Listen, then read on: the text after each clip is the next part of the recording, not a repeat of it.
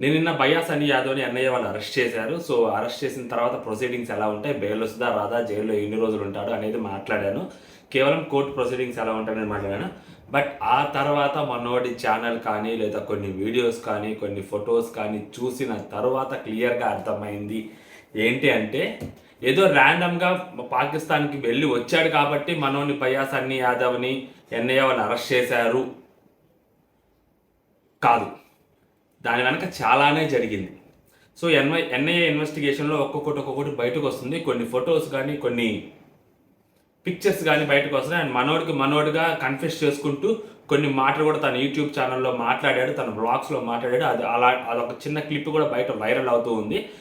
జ్యోతి మల్హోత్రా ఎవరైతే ఇండియన్ యూట్యూబర్గా ఉంటూ పాకిస్తాన్కి సపోర్ట్ చేస్తూ పాకిస్తాన్కి మన ఇన్ఫర్మేషన్ అంతా షేర్ చేస్తూ ఉందో, సో ఆ యూట్యూబర్ని అరెస్ట్ చేసిన తర్వాత కొంతమంది యూట్యూబర్స్ని అరెస్ట్ చేశారు. ఓకే, ఆ యూట్యూబర్స్ పేర్లు ఎవరు బయటికి రాలేదు. సో విజయవాడ దగ్గరలో ఉన్న ఒక వ్యక్తిని కూడా అరెస్ట్ చేశారు. సో వీళ్ళందరూ అరెస్టులు జరిగిన తర్వాత మనోడి అరెస్ట్ కూడా జరిగింది. మనోడి అరెస్ట్ జరగడానికి కారణం జ్యోతి మల్హోత్రానే మనోడి పేరు చెప్పిందా? సో అందుకని ఎన్ఐఏ వాళ్ళు అరెస్ట్ చేశారా? నార్మల్గా ర్యాండమ్గా ఎన్ఐఏ ఎవరైనా అలా పాకిస్తాన్కి వెళ్ళి వచ్చి ఉండుంటే సో మేబీ పిలుస్తారు, ఎంక్వైరీ చేసి ఉండొచ్చు. బట్ అరెస్ట్ వరకు వెళ్ళారు అంటే కోర్టులో ప్రొడ్యూస్ చేశారంటే ప్రైమరీ ఎవిడెన్స్ లేకుండా ప్రొడ్యూస్ చేయలేరు కదా. సో ప్రైమరీ ఎవిడెన్సే జ్యోతి మల్హోత్రా చెప్పిందా మనోడి పేరు. అండ్ మనోడు కూడా జ్యోతి మల్హోత్రాని ఉన్న ఇన్ఫ్లుయెన్స్ని పాకిస్తాన్లో ఆమెకున్న ఎంత ఇన్ఫ్లుయెన్స్ ఉందో మనకు అర్థమైంది. ఎందుకంటే ఆమెకు ఐఎస్ఐతో కూడా సంబంధాలు ఉన్నాయి అండ్ పాకిస్తాన్ ఎంబసీతో కూడా ఆమెకు సంబంధాలు ఉన్నాయి అని చెప్పి కొన్ని ఫొటోస్ ద్వారా కనిపిస్తూ ఉంది.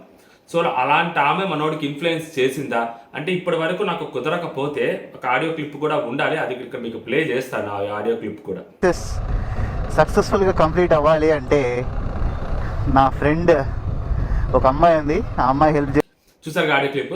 సో అంటే మనోడికి ఒక అమ్మాయి తెలుసు, ఆ అమ్మాయి ఇన్ఫ్లుయెన్స్ ఉపయోగిస్తే మనం లోపలికి వెళ్ళిపోవచ్చు అంట. అంత హైలీ ఇన్ఫ్లుయెన్షియల్ ఉన్న అమ్మాయి పాకిస్తాన్లో ఉన్న అమ్మాయి మనోడికి ఏమైనా తెలుసా? వీళ్ళు చుట్టాలు ఏమైనా అక్కడ ఉన్నారా? లేరు కదా. సో అంటే జ్యోతి మల్హోత్రా మనోడికి తెలుసు అని చెప్పి మనోడు చెప్పగానే చెప్పాడు అక్కడ. అండ్ దాని తర్వాత మనోడు ఆల్రెడీ పెహల్గామ్ అటాక్ తర్వాత ఆపరేషన్ సింధూర్ లాంటి అంత సెన్సిటివ్ విషయం జరుగుతున్న టైంలో మనోడు వరుసగా వీడియోస్ అప్లోడ్ చేశారు. మేబీ డబ్బుల కోసం అప్లోడ్ చేసాడేమో అని అనుకున్నాం. వరుసగా ఇండియా టు పాకిస్తాన్ అని చెప్పి వరుసగా 7-8 వీడియోలు అప్లోడ్ చేశారు. లిటరల్లీ 2 రోజుల క్రితం అనుకుంటాను పాకిస్తాన్లో మొదటి రోజు అని ఒక వీడియో అప్లోడ్ చేశారు. దానికి ముందు రోజు పాకిస్తాన్ బైక్పై తొలి భారతీయుడు, దానికి ముందు రోజు పాకిస్తాన్ కస్టమ్స్ నన్ను వెనక్కి పంపించారు, పాకిస్తాన్ బోర్డర్కి చేరుకున్న పాకిస్తాన్ జపం చేశాడు. అరే పాకిస్తాన్కి వెళ్ళినప్పుడు పాకిస్తాన్ పేరు పెట్టకుండా ఆఫ్ఘనిస్తాన్ పేరు పెడతారని మీరు అనవచ్చు. కాకపోతే ఇక్కడ ప్రాబ్లం ఏంటంటే ఒక యూట్యూబర్ కానీ ఎవరైనా బ్లాగర్ కానీ మన కంట్రీ తరపున ఎవరైనా వేరే కంట్రీస్కి వెళ్ళినప్పుడు అక్కడ బ్లాగ్స్ అవి మనకి చూపిస్తున్నారంటే మనం దాన్ని ఎంటర్టైన్ ఫీల్ అవుతున్నామంటే వాళ్ళు ఆ దేశం తాలూకు టూరిజాన్ని వాళ్ళు ప్రమోట్ చేస్తున్నట్టే లెక్క, రైట్? సో మనోడు కూడా ఆ టూరిజాన్ని ప్రమోట్ చేశాడా? నార్మల్గా మన వాళ్ళు చాలా కంట్రీస్ తిరిగాడు, మనోడు కూడా 40-50 కంట్రీస్ తిరిగాడు కదా. సో ఆ 50 కంట్రీస్ ఎక్కడైనా మనోడు ఏమన్నా ప్రోగ్రామ్స్లో పాల్గొనడము, సెమినార్లు ఇవ్వడము చేశాడా? But for the first time మనోడు కొన్ని చోట్ల సెమినార్లు ఇవ్వడం, కొన్ని చోట్ల మాట్లాడటం, కొన్ని చోట్ల స్టేజ్ ఎక్కడం అంటే ఇండియన్ యూట్యూబర్స్కి అంత ఇన్ఫ్లుయెన్స్ ఉందా? దట్టు ఒక తెలుగు యూట్యూబర్కి పాకిస్తాన్లో అంత ఇన్ఫ్లుయెన్స్ ఎక్కడి నుంచి వచ్చింది, ఎలా వచ్చింది? అండ్ జ్యోతి మల్హోత్రాతో మనోడు మాట్లాడిన ఆడియో కాల్స్ కూడా కొన్ని వాళ్ళ దగ్గర ఉన్నాయి. ఎందుకంటే మనోడి ఆల్రెడీ చెప్పారు కదా మనోడి దగ్గర ఉన్న గ్యాడ్జెట్స్ అన్ని ఆ ఫోరెన్సిక్కి పంపించారని. సో మేబీ వాటిల్లో కూడా కొన్ని లీక్స్ అయితే బయటకు వస్తున్నాయి. సో మనోడు అన్నయ్య జ్యోతి మల్హోత్రాతో మాట్లాడారని, జ్యోతి మల్హోత్రాని కలిశారని, ఇన్ఫ్యాక్ట్ జ్యోతి మల్హోత్రా కూడా ఆ టైంలో అక్కడే ఉంది అన్నట్టు దట్టు. లేకుంటే 45 days మనోడికి వీసా వచ్చింది అంటే పాకిస్తాన్లో ఒక నార్మల్ పర్సన్ నార్మల్గానే పెద్ద పెద్ద టూరిస్టులు కూడా ఏదైనా వెళ్తే సో 10 రోజులు 20 రోజులు మనోడు 45 days అక్కడ ఫిబ్రవరిలో వెళ్తే March 20th April 20 మనోడు రిటర్న్ వచ్చాడు.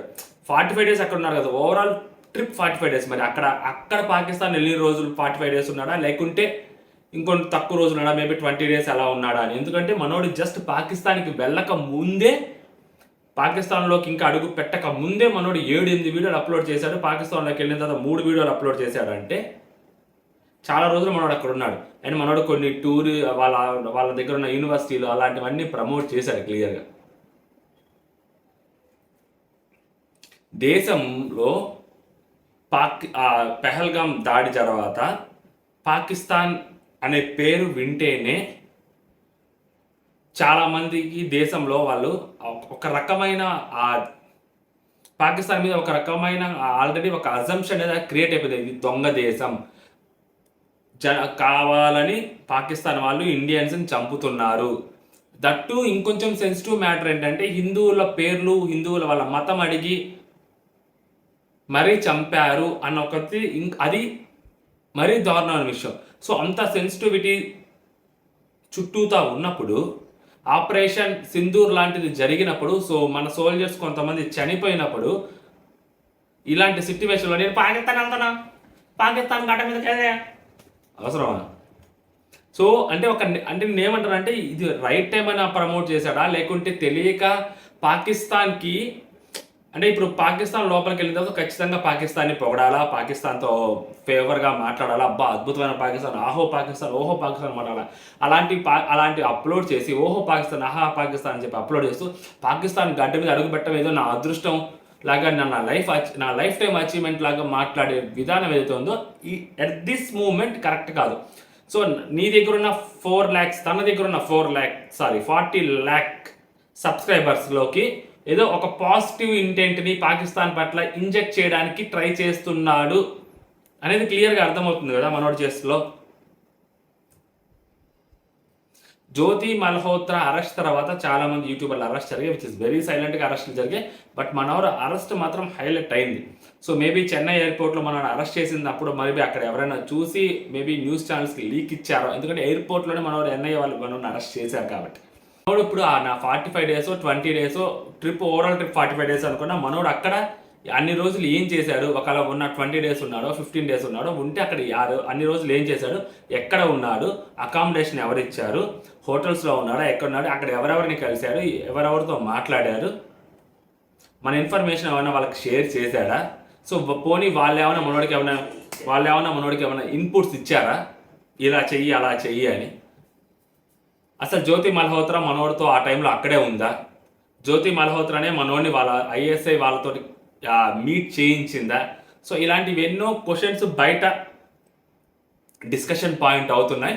మేబీ ఇలాంటి క్వశ్చన్స్ NIA వాళ్ళు కూడా అడిగే అవకాశం లేకపోలేదు.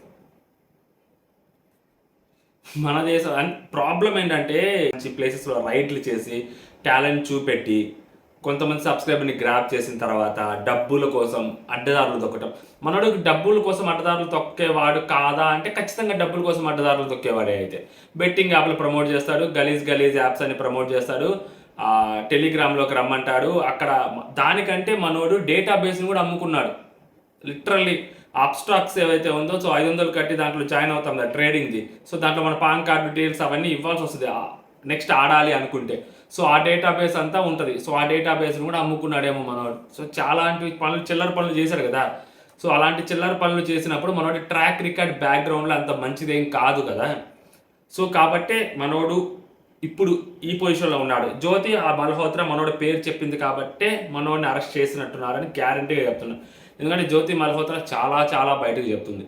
సో ఆమె చెప్పే ఉంటే NIA వాళ్ళకి భయపడుతున్నారని చెప్పి, సో రిపబ్లిక్ టీవీ అవ్వచ్చు, లేక నేషనల్ మీడియా వాళ్ళు మెంటల్ ఎక్కిస్తున్నారు. అసలు ఇంత ఇన్ఫర్మేషన్ ఆమె దగ్గర ఉందా, సో ఇంత ఇన్ఫర్మేషన్ ఆమె పాకిస్తాన్కి ఇచ్చిందా, అందుకే పెహల్గామ్లో ఆ అటాక్ జరిగిందా, పెహల్గామ్లో సెక్యూరిటీ లేదు, అక్కడ చాలా తక్కువ సెక్యూరిటీ ల్యాబ్స్ ఉంది, అక్కడ తక్కువ ఉంది, సో అక్కడి నుంచి ఎంటర్ అవ్వచ్చు అన్న విషయం పాకిస్తాన్ ఆమె బ్లాక్ చేసిన తర్వాత వాళ్ళకి అర్థమయ్యేలా చెప్పిందా. సో ఇలాంటివి ఎన్నో ఉన్నాయి కదా. సో ఇప్పుడు మనోడు అక్కడికి వెళ్ళి అన్ని రోజులు వాళ్ళతో మీటింగ్స్లో పాల్గొని, సెమినార్లో పాల్గొని ఎన్ని చేశాడు అంటే ఖచ్చితంగా మనోడు కూడా స్పై కిందకే వస్తాడు. ఒకవేళ స్పై అని తెలిస్తే మాత్రం మామూలు చెక్కేస్తారు, చెక్కేస్తారు. అయితే ఇట్లాంటి లంగా పనులు, లంగా చేష్టలు చేస్తూ ఉంటారు సబ్స్క్రైబర్స్ బేస్ తెచ్చుకున్న తర్వాత. తెలియదు ఆ సిట్యువేషన్ ఎలా ఉందని. బయట పాకిస్తాన్ పేరు చెప్తేనే అసహించుకుంటున్నారు దేశ ప్రజలని తెలియదా? పాకిస్తాన్ కరాచీ అనే పేరు ఉంటేనే అక్కడ వాటి మీద, ఆ షాప్స్ మీద దాడులు జరిగేంత ఒక సెన్సిటివిటీ క్రియేట్ అయిపోయింది అని తెలియదా ఏంటనేది. బట్ ఇది జ్యోతి తోటి మనోడికి ఎలాంటి సంబంధం ఉంది అనేది మనోడు బయటకు చెప్తాడు. వాళ్ళు కూర్చోబెట్టి నాన్న బంగారం చెప్పు అని అనరు కదా, అని అడగరు కదా, బేసిక్గా అడగరు కదా, అలా అడగరు కదా. నాన్న చెప్పు నాన్న బుజ్జి కన్నా బిర్యానీ ఇప్పిస్తా, హైదరాబాద్ బిర్యానీ అన్న అడుగుతారా? అడగరు కదా. వాళ్ళు అడిగే స్టైల్లో వాళ్ళు అడుగుతారు, మనోడు చెప్పాలి. సో ఇన్వెస్టిగేషన్లు ఇంకా చాలా బయటికి రావాలి. బట్ ఇవన్నీ బయట జరుగుతున్న డిస్కషన్ పాయింట్స్ మేము ముందుకు తీసుకొచ్చాం అంతే. జై హింద్.